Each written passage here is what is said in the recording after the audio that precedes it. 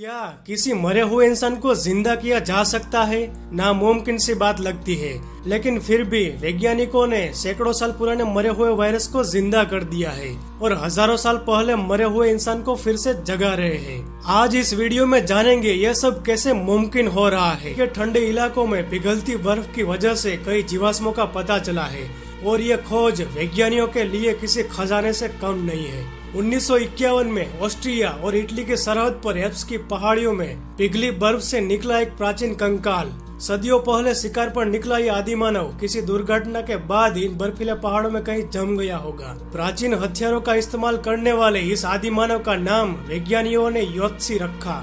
ध्रुवों और बर्फीले पहाड़ों में और भी कई राज दफन है।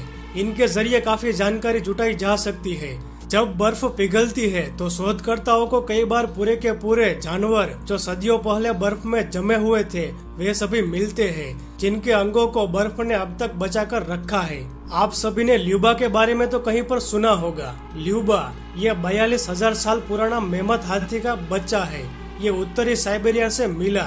जीवाश्म के अध्ययन से वैज्ञानिक इन जानवरों की उत्पत्ति और पतन के बारे में जानना चाहते हैं। रूस के एक रिसर्चर वुली मेमथ का क्लोन भी बनाना चाहते हैं। क्लोनिंग यानी कि किसी दूसरे जीवित प्राणी से मरे हुए प्राणी को जिंदा करना। लेकिन क्लोन किया हुआ मेमथ कैसा होगा, ये देखने लायक होगा। 700 साल पुराने ताबूत से निकाली गई मम्मी।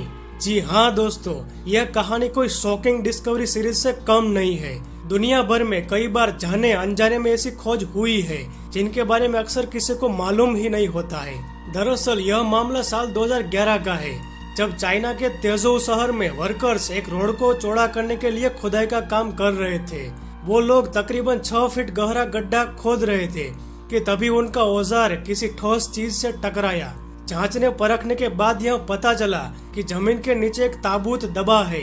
उन्होंने बगैर छेड़छाड़ किए प्रोफेशनल आर्कियोलॉजिस्ट को इसकी खबर दे दी।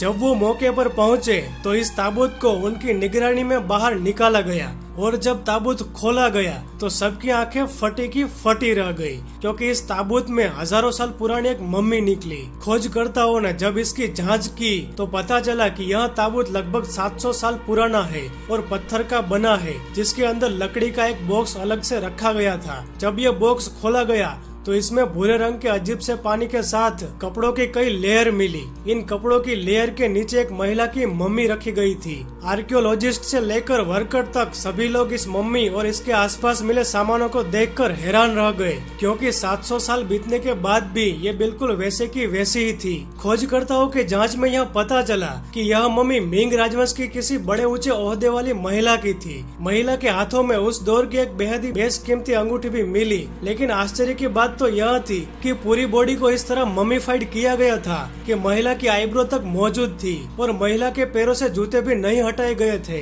मंगोलिया में एक ऐसी ही दूसरी घटना सामने आई, जहां पर करीब 200 साल पुरानी मम्मी को जिंदा देखने का दावा किया गया। मंगोलिया की राजधानी उलान बातर में एन होटर नामक एक शख्स को पहाड़ पर स्थित एक गुफा से पशु के खाल में लिपटी हुई भिक्षु की मम्मी मिली। वह शख्स इस मम्मी को ब्लैक मार्केट में बेचने की तैयारी कर रहा था, मगर एन वक्त पर पुलिस ने उसके घर पर छापा मारकर बौद्ध भिक्षु की मम्मी बरामद कर ली।